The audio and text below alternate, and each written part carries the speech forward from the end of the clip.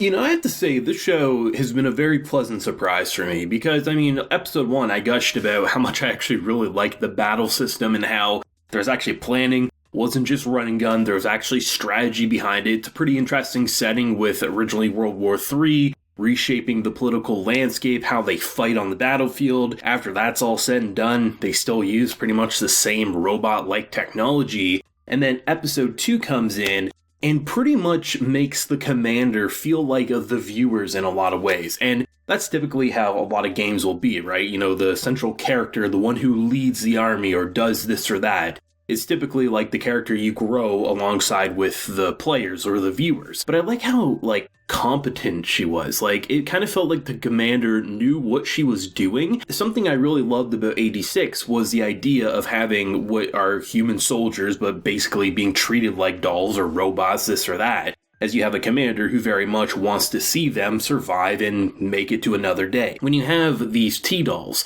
who apparently eat food, they act like any normal human would. They very much have personalities, they have the basic functions. So they're programmed to be like humans, to look like them, to act like them, to have personality, but yet they're treated like a robot. So it doesn't matter. They blow up on the battlefield, their memories, their personality. It's stored in a little disk somewhere and it can be put into a body. But the commander very much treats them like, it's a person. If someone loses a leg on the battlefield, that's something that you want to avoid if possible.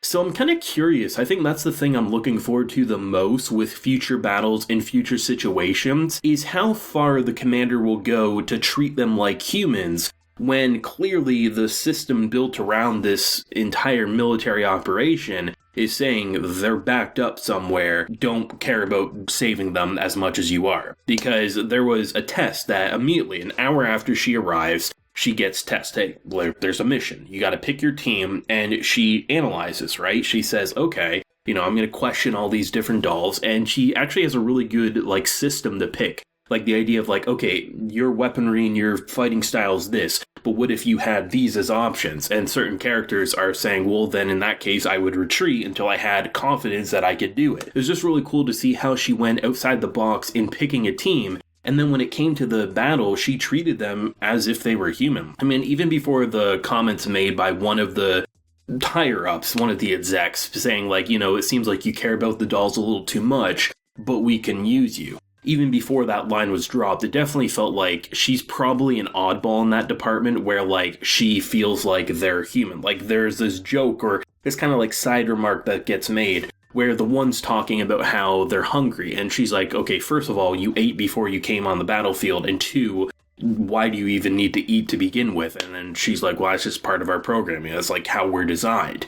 It's something that it makes you raise an eyebrow, I guess is how I'd put it. Why would you make them that human if you're going to treat them that disposable? Because you can make the argument, right? Okay, so they're backed up. That's a pretty cool system. The fact that you can develop a personality, have your memories, shit happens, you get blown up on the battlefield, we plug you into another bot. That's pretty cool. But at the same time, it makes you question how far they let them be human but still treat them like a T-doll, a tactical doll, right? And that's something that has me interested. But the thing that made me have a giant grin on my face is that episode 1 wasn't a fluke. Episode 1 had tactics and strategy. Not this crazy big brain move that no one could see coming, but enough to make you say, it's a military operation that's not just winging it and just hoping for the best. There's strategy. And I love seeing in this episode, right, where you have the exact same thing occur with the very end of the episode when it comes to the high-end models. The high-end models visually look cooler than anything else,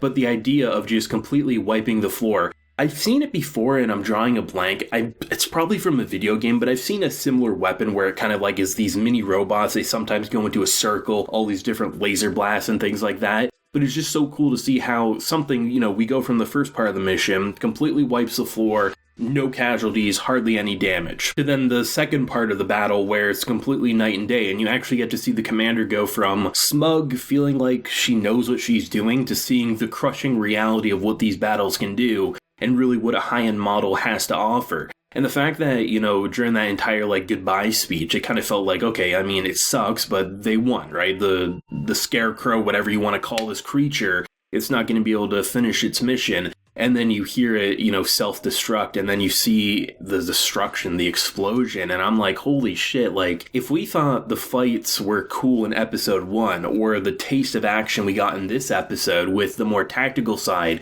seeing it from the commander's perspective, the screens, and, like giving the orders, it feels like we're barely scratching the surface on the type of story and combat that we can experience. I think the idea of having commanders / soldiers and having those two perspectives, it's amazing, and I hope we see more of it. Like I mentioned, 86, I'm liking what Girls Frontline's doing. It's something that adds a lot more, I think, emotion to what could be your typical battle. If you just see these robots on the battlefield getting exploded, I mean, well, they're backed up. It doesn't matter.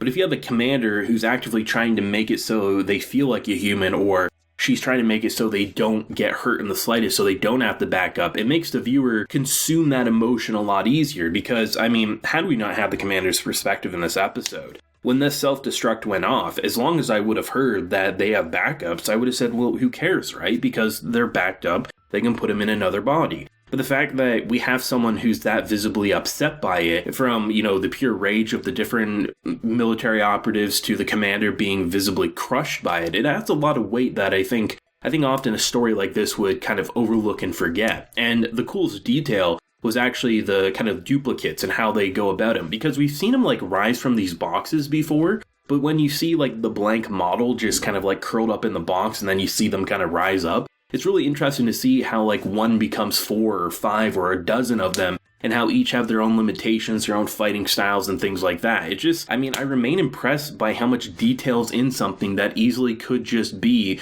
here's a bunch of cute anime girls doing dark things, but there's actually substance to the battle choreography and the story that they want to tell. I said in episode 1, they laid the foundation, it was mostly action, but the action was thoughtful and the foundation was there for a story. This episode gets us a bit more connected to those characters and continues to lay the bridge that is going to be this story, and by the time we cross the full thing, I'm pretty sure it's going to be impressive. And I'm not going to lie, I think the opening for Girls Frontline or Dolls Frontline is probably one of the best of this season, and there's some banger of OPs, but it's hard not to, like, even if you cover up your screen, you just listen to it. It's just, I don't know, it just feels like something that even if you're someone who actively skips openings, I'd be shocked to find more than a dozen people who would skip this one.